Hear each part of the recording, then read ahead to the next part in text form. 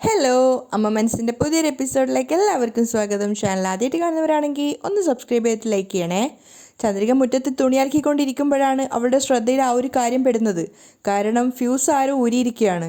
അപ്പോൾ ഇന്നലെ രാത്രി കറണ്ടില്ലാഞ്ഞത് വെറുതെ അല്ല, ഫ്യൂസ് ആരോ വലിച്ചൂരിക്കൊണ്ട് പോയതാണ് എന്നൊക്കെ ചന്ദ്രിക ചിന്തിക്കുന്നുണ്ട്. മാത്രമല്ല അവൾ ചിന്തിക്കുകയാണ്, ഞങ്ങൾ കൃത്യമായിട്ട് കറണ്ട് ബില്ലൊക്കെ കെട്ടുന്നതാണല്ലോ, പിന്നെ ആരായിരിക്കും ഫ്യൂസ് ഊരിയിട്ടുണ്ടാവുക. ചന്ദ്രിക ഒട്ടും സംശയിക്കാതെ ലക്ഷ്മിയെ വിളിച്ചു വരുത്തുകയാണ്. അമ്മ അമ്മ എന്താ ചന്ദ്രിക, ഒന്നിങ്ങോട്ടേക്ക് വന്നേ. അപ്പോൾ ലക്ഷ്മിയും പെട്ടെന്ന് തന്നെ മഹേന്ദ്രനെ അങ്ങോട്ടേക്ക് വരുന്നുണ്ട്, ചന്ദ്രികയുടെ ആ ഒരു വിളിയുടെ വെപ്രാളമൊക്കെ കേട്ടിട്ട്. അപ്പോൾ അവർക്ക് രണ്ടുപേർക്കും ചന്ദ്രിക ഫ്യൂസിൻ്റെ ആ ഒരു ഭാഗം കാണിച്ചു കൊടുക്കുകയാണ്. അമ്മ ഇങ്ങോട്ടേക്ക് നോക്ക്, ആരോ നമ്മുടെ വീട്ടിലെ ഫ്യൂസ് അഴിച്ചിരിക്കുകയാണ്. അത് കണ്ട് മഹേന്ദ്രനും ലക്ഷ്മി ആകെ ഷോക്കായിട്ട് നിൽക്കുന്നുണ്ട്. അപ്പോൾ അങ്ങോട്ടേക്ക് സിദ്ധാർത്ഥ് വീട്ടിൽ നിന്ന് ഇറങ്ങി വരുമ്പോൾ കാണുന്നുണ്ടായിരുന്നു, ഇവർ മൂന്നുപേരും ചേർന്ന് എന്തൊക്കെയോ സംസാരിക്കുകയാണ്. എന്തോ ഒരു കാര്യമായ വിഷയമാണെന്ന് സിദ്ധാർത്ഥിന് തോന്നുന്നുണ്ട്. അപ്പോൾ മഹേന്ദ്രൻ ചന്ദ്രികയോട് പറയുന്നുണ്ട്, ആരോ വേണമെന്ന് വിചാരിച്ചിട്ട് ഫ്യൂസ് അഴിച്ചതാണെന്നാണ് തോന്നുന്നത്, അതുകൊണ്ടായിരിക്കും രാത്രി മുഴുവൻ കരണ്ട് പോയത്. അപ്പോൾ ലക്ഷ്മി ചോദിക്കുന്നുണ്ട്, ആരായിരിക്കും ഇത് ചെയ്തിട്ടുണ്ടാവുക? വേറെ ആരാ? നീ അരുമയായിട്ട് വളർത്തിയ നിൻ്റെ മകൾ മേഘ തന്നെ ആയിരിക്കും, അവളായിരിക്കും ഇങ്ങനെയൊക്കെ ചെയ്തത്, വേറെ ആര് ചെയ്യാനാ? അയാൾ ദേഷ്യത്തോടെ പറയാണ്. അത് കേട്ടിട്ട് ചന്ദ്രികയും ലക്ഷ്മി ഒന്നും പറയാതെ തലതാഴ്ത്തി നിൽക്കുന്നുണ്ട്. അപ്പോൾ സിദ്ധാർത്ഥ് സംശയത്തോടെ അങ്ങോട്ടേക്ക് വന്നിട്ട് മഹേന്ദ്രനോട് ചോദിക്കുന്നുണ്ട്, എന്താ അങ്കിൾ, നിങ്ങൾ മൂന്നുപേരും എന്താ ഇങ്ങനെ നിൽക്കുന്നത്? അപ്പോൾ മഹേന്ദ്ര സിദ്ധാർത്ഥിനോട് പറയാണ്, ഇന്നലെ രാത്രി മുഴുവൻ വീട്ടിൽ കറണ്ട് ഇല്ലായിരുന്നു, എന്താന്ന് നോക്കിയപ്പോൾ ആരോ ഫ്യൂസ് അഴിച്ചിരിക്കുകയാണ്. അപ്പോൾ സിദ്ധാർത്ഥും അങ്ങോട്ടേക്ക് നോക്കുന്നുണ്ട്. അപ്പോൾ മഹേന്ദ്രൻ പറയാണ്, ഇത് വേണമെന്ന് വിചാരിച്ചിട്ട് മേഘ തന്നെ ചെയ്തതായിരിക്കും. സിദ്ധുവിനും അത് കേട്ടപ്പോൾ ദേഷ്യം വരുന്നുണ്ടായിരുന്നു. അങ്കിൾ, അവളെ വെറുതെ വിടരുത് അങ്കിൾ, ഞാൻ ഇപ്പം തന്നെ മേഘയുടെ അടുത്ത് പോയിട്ട് ഇതെന്തിനാ ചെയ്തതെന്ന് ചോദിക്കാം. അപ്പോൾ മഹേന്ദ്രൻ പറയുന്നുണ്ട്, വേണ്ട സിദ്ധു, രാവിലെ തന്നെ പോയി അവളോട് പ്രശ്നം ഉണ്ടാക്കണ്ട. അവളോട് ചോദിച്ചാൽ അവളത് ചെയ്തിട്ടേ ഇല്ലാന്ന് സത്യമായിട്ട് പറയും. എനിക്ക് വെറുതെ അനാവശ്യമായിട്ട് BP കൂടുകയും ചെയ്യും, അതുകൊണ്ട് ഈ കാര്യത്തെ നീ വിട്ടേക്ക്. അപ്പോൾ സിദ്ധാർത്ഥും പറയാണ്, എന്താ അങ്കിൾ? അപ്പോൾ ലക്ഷ്മി കുറച്ച് സങ്കടത്തോടെ പറയുന്നുണ്ട്, മേഘ ഇത്രത്തോളം മോശമാവുമെന്ന് ഞാൻ കുറച്ചുപോലും ചിന്തിച്ചിട്ടുണ്ടായിരുന്നില്ല. അപ്പോൾ മഹേന്ദ്രനും പറയുന്നുണ്ട്, നന്നായിട്ട് തന്നെയാണ് നമ്മൾ അവളെ വളർത്തിയത്, പക്ഷേ എന്തുകൊണ്ട് അവൾ ഇങ്ങനെ ആയതെന്ന് ദൈവത്തിന് മാത്രമേ അറിയൂ. പിന്നെ സിദ്ധാർത്ഥ് പറയുന്നുണ്ട്, അങ്കിൾ കുറച്ചു നേരം വെയിറ്റ് ചെയ്യ്, ഞാൻ വീട്ടിൽ പോയിട്ട് വേറെ ഏതെങ്കിലും ഫ്യൂസിന് പറ്റിയ ഇതുണ്ടോ നോക്കിയിട്ട് വരാം. ശരി എങ്കിൽ പിന്നെ എത്രയും പെട്ടെന്ന് അത് ചെയ്യുമോനെ, രാത്രി മുഴുവൻ കറണ്ടില്ലാതെ വല്ലാതെ ബുദ്ധിമുട്ടി.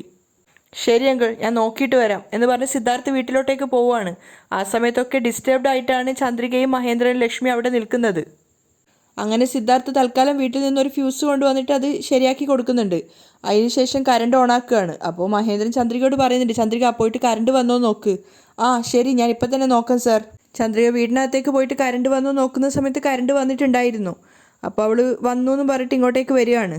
ഇന്ന് ഫ്യൂസ് ഊരി, നാളെ ഇനി എന്തൊക്കെയാണ് ചെയ്യുന്നതെന്ന് ദൈവത്തിനറിയാം എന്നൊക്കെ പറഞ്ഞ് ആകെ ഒരു ദേഷ്യത്തോടെയാണ് മഹേന്ദ്രൻ അവിടുന്ന് പോകുന്നത്. അതിന് പിന്നാലെ ലക്ഷ്മിയും പോവുകയാണ്. സിദ്ധുവും ചന്ദ്രികയും മാത്രമേ അവിടെ ബാക്കിയുള്ളൂ. അപ്പോൾ സിദ്ധാർത്ഥിനും ചന്ദ്രികയ്ക്കും ആകെ സങ്കടമാവുന്നുണ്ടായിരുന്നു അവരുടെ ആ ഒരു ദുരവസ്ഥ ആലോചിച്ചിട്ട്. അതുകൊണ്ട് തന്നെ അവരും പരസ്പരം ഒന്നും മിണ്ടാതെ ചന്ദ്രിക മുറിയിലേക്ക് പോവുകയാണ്. അതേസമയം ജാനകി ചിന്തിക്കുന്നത് ആരതിയെ പെണ്ണ് കാണാൻ വന്ന ആകാശിൻ്റെ അച്ഛൻ പറഞ്ഞ വാക്കുകളാണ്. ഏറ്റവും കുറഞ്ഞത് ഒരു 200 പവനെങ്കിലും നിങ്ങൾ സ്വർണം കൊടുക്കും, അറ്റ്ലീസ്റ്റ് ഒരു 50 ലക്ഷം രൂപയെങ്കിലും നിങ്ങൾ സ്ത്രീധനായിട്ട് കൊടുക്കുമായിരിക്കും.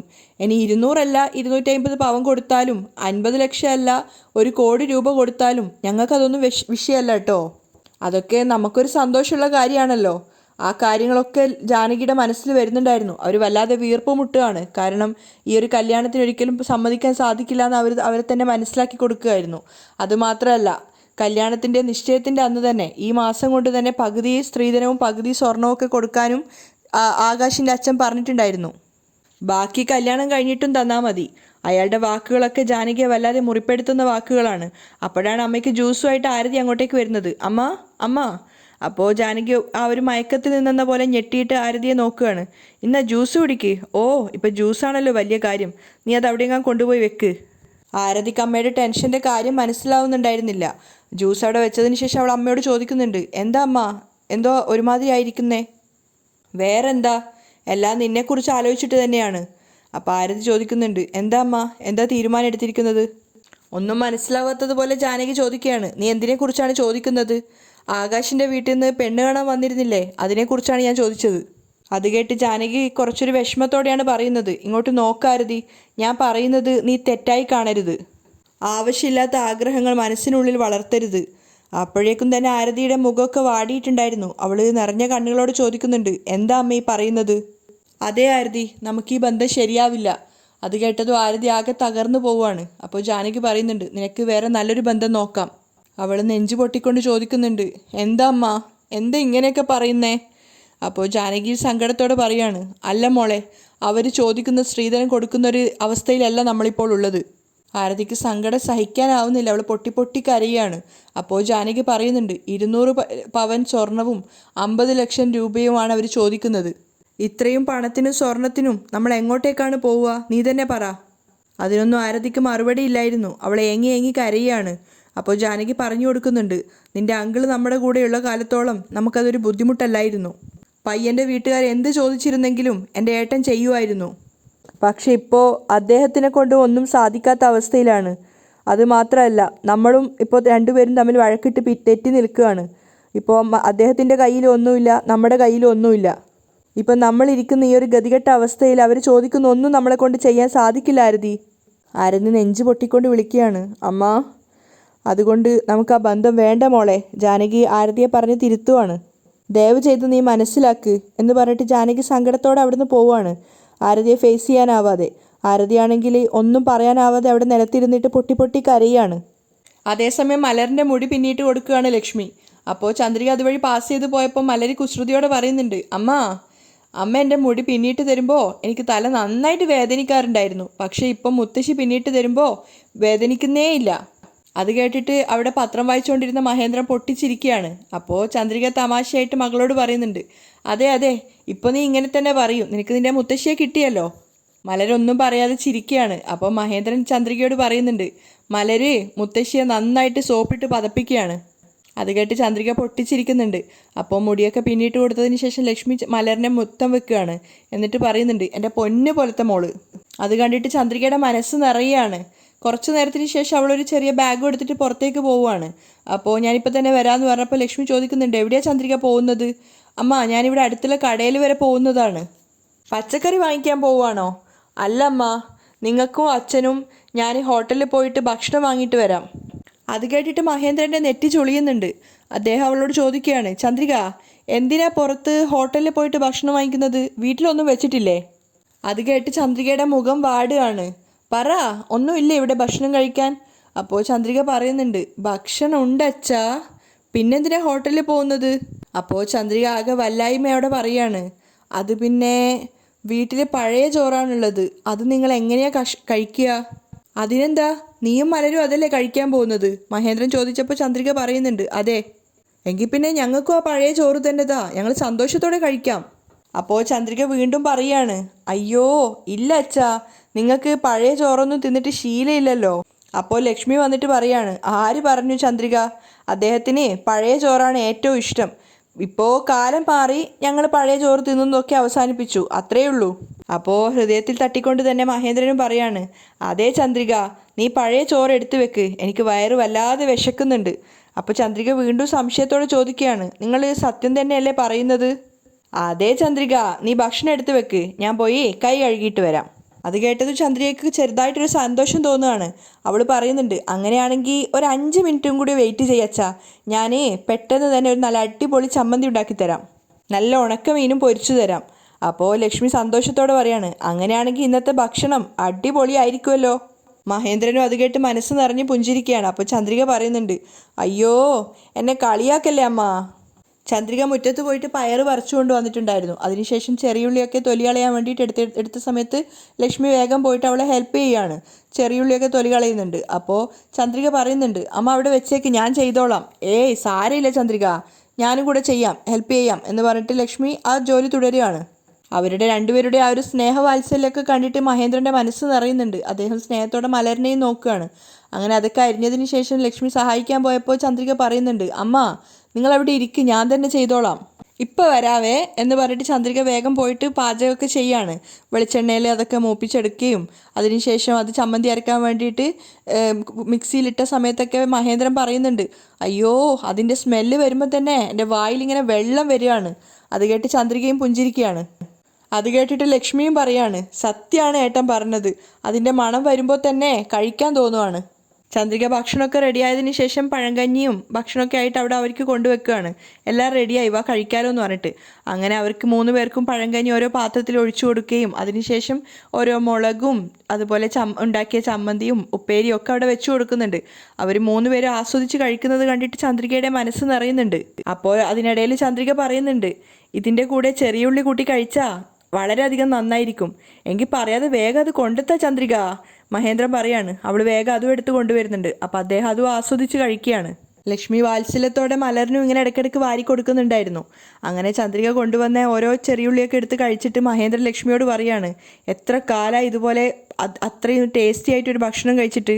ലക്ഷ്മിയെ ആസ്വദിച്ചാണ് കഴിക്കുന്നത്. മാത്രമല്ല മഹേന്ദ്രൻ ചന്ദ്രികയോട് പറയുന്നുണ്ട്, സൂപ്പർ എന്ന് വെച്ചാൽ സൂപ്പർ.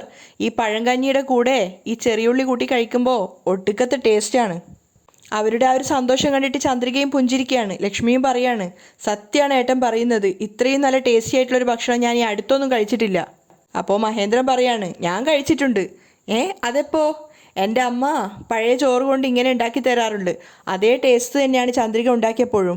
എനിക്ക് തോന്നുന്നത് അമ്മയുടെ കൈപുണ്യം ചന്ദ്രികയ്ക്ക് അതേപോലെ കിട്ടിയിട്ടുണ്ടെന്നാണ്. അത് കേട്ട് ചന്ദ്രികയും പുഞ്ചിരിക്കുന്നുണ്ട്. അങ്ങനെ അവർ ഭക്ഷണം കഴിച്ചുകൊണ്ടിരിക്കുമ്പോഴാണ് സിദ്ധു അങ്ങോട്ടേക്ക് കയറി വരുന്നത്. സിദ്ധുവിൻ്റെ കൺകുളിർക്ക് നല്ലൊരു കാഴ്ചയായിരുന്നു അത്. അമ്മയും മക്കളും കൂടി ഇരുന്നിട്ട് ഒന്നിച്ചിരുന്ന് ഭക്ഷണം കഴിക്കുന്നത്. അപ്പോൾ മഹേന്ദ്രൻ സിദ്ധു വന്നതൊന്നും അറിയാതെ ചന്ദ്രികയോട് പറയുന്നുണ്ട്, ഈ ഭക്ഷണം എത്രത്തോളം ടേസ്റ്റിയാണെന്ന് പറഞ്ഞറിയിക്കാൻ പറ്റുന്നില്ല.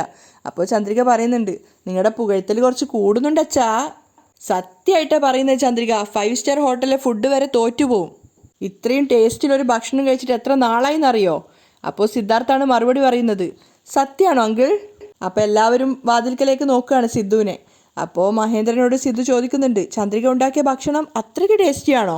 അതെ സിദ്ധു, നീയും വന്നിട്ട് ഒരു വായിക്കൊന്ന് കഴിച്ചു നോക്ക്, വാ വാ വാ വാ വാ. ലക്ഷ്മിയും സിദ്ധാർത്ഥിനോട് അകത്തേക്ക് കയറാൻ പറയുകയാണ്. അപ്പോൾ സിദ്ധു പറയുന്നുണ്ട്, പക്ഷേ അതിന് ചന്ദ്രിക എന്നെ വിളിക്കുന്നില്ലല്ലോ.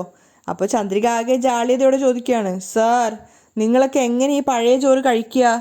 നിങ്ങൾക്കൊന്നും ഇതൊന്നും ശീലം ഉണ്ടാവില്ലല്ലോ. അപ്പോൾ സിദ്ധാർത്ഥ അകത്തേക്ക് കയറി വന്നിട്ട് ചന്ദ്രികയോട് പറയുന്നുണ്ട്, എൻ്റെ അങ്കിളും ആൻറ്റിയും കഴിക്കുമ്പോൾ പിന്നെ എനിക്ക് കഴിക്കുന്നതിനെന്താ? നിനക്കിപ്പോൾ എനിക്ക് ഭക്ഷണം തരാൻ പറ്റുമോ ഇല്ലയോ?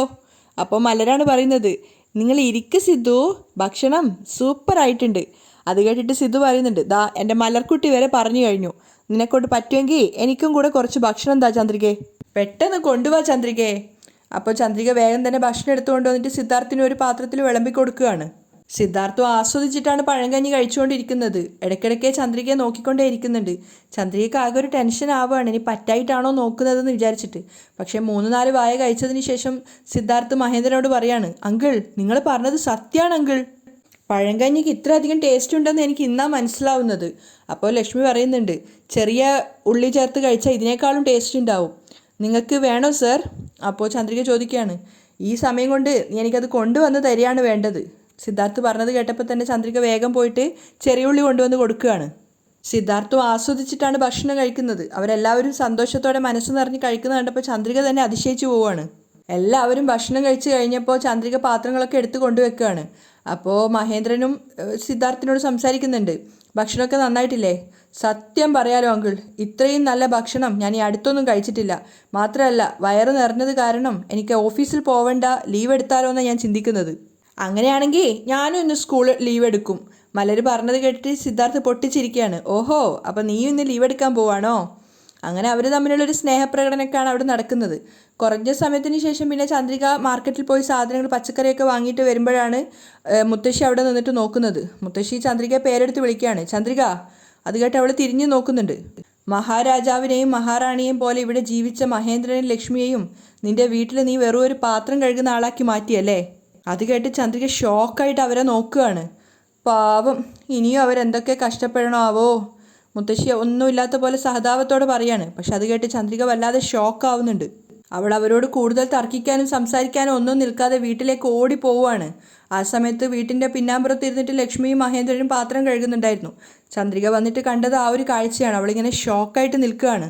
അവൾ വല്ലാത്തൊരു വെപ്രാളത്തോടെ വന്നിട്ട് അവരെ കയ്യിൽ നിന്നും ആ പാത്രമൊക്കെ തട്ടി മാറ്റുകയാണ്. അമ്മ, അച്ഛാ, നിങ്ങൾ എന്തൊക്കെയാ ചെയ്യുന്നത്? കണ്ടാൽ മനസ്സിലാവുന്നില്ലേ, ഞങ്ങൾ പാത്രം കഴുകുകയാണ്, ലക്ഷ്മി കൂളായിട്ടാണ് പറയുന്നത്. അപ്പോൾ ചന്ദ്രിക വല്ലാത്ത സങ്കടത്തോടെയാണ് സംസാരിക്കുന്നത്. നിങ്ങളോട് ആരും ഇങ്ങനത്തെ ജോലിയൊക്കെ ചെയ്യാൻ പറഞ്ഞത്? ഇപ്പം ഇത്രമാത്രം സംസാരിക്കാൻ എന്തുണ്ടായത് ചന്ദ്രിക? അപ്പോൾ ചന്ദ്രിക സങ്കടത്തോടെ പറയാണ്, നിങ്ങളൊന്നും മിണ്ടാതിരിക്കുക അച്ഛാ. നിങ്ങൾ ഈ ഒരു അവസ്ഥയിൽ കാണുമ്പോൾ എനിക്കെൻ്റെ ശ്വാസം തന്നെ നിന്നുപോയ പോലെ തോന്നുന്നത്. ദയവ് ചെയ്ത് ഇനിയെങ്കിലും ഇങ്ങനെയുള്ള ജോലികളൊന്നും ചെയ്യാതിരിക്കേ. അപ്പോൾ ലക്ഷ്മി പറയുന്നുണ്ട്, നീ ഒറ്റയ്ക്ക് എന്തൊക്കെ ജോലികളാണ് ചന്ദ്രിക ചെയ്യുക? നിനക്കൊരു സഹായം ആയിക്കോട്ടെ എന്ന് കരുതിയിട്ടാണ് ഭക്ഷണം കഴിച്ച പാത്രമെങ്കിലും ഞങ്ങൾ കഴുകുന്നത്. അതിന് നീ എന്തിനാ ഇങ്ങനെ സങ്കടപ്പെടുന്നത്? ചന്ദ്രിക ആകെ വല്ലായ്മയോടെയാണ് നിൽക്കുന്നത്. സങ്കടം സഹിക്കാനാവുന്നില്ല അവൾക്ക്. അപ്പോൾ മഹേന്ദ്രൻ അവളോട് പറയുന്നുണ്ട്, മോളെ, ഞങ്ങൾ ജനിക്കുമ്പം തന്നെ വലിയ കോടീശ്വരരായിട്ടല്ല ജനിച്ചിരിക്കുന്നത്. ഞങ്ങൾ അടിത്തട്ടിൽ നിന്ന് വളർന്നു വന്നവരാണ്. പക്ഷെ അതൊന്നും ചന്ദ്രികയ്ക്ക് ഉൾക്കൊള്ളാൻ സാധിക്കുന്നില്ല. കാരണം അവൾ കണ്ടതിന് ശേഷം ഒരിക്കലും അവളുടെ അമ്മയും അച്ഛൻ ഇങ്ങനൊരു അവസ്ഥയിലായിരുന്നില്ല. അതുകൊണ്ട് തന്നെ ചന്ദ്രിക ആകെ സങ്കടത്തോടെയാണ് നിൽക്കുന്നത്. അവിടെയാണ് ഇന്നത്തെ എപ്പിസോഡ് വൈൻഡപ്പ് ചെയ്യുന്നതും.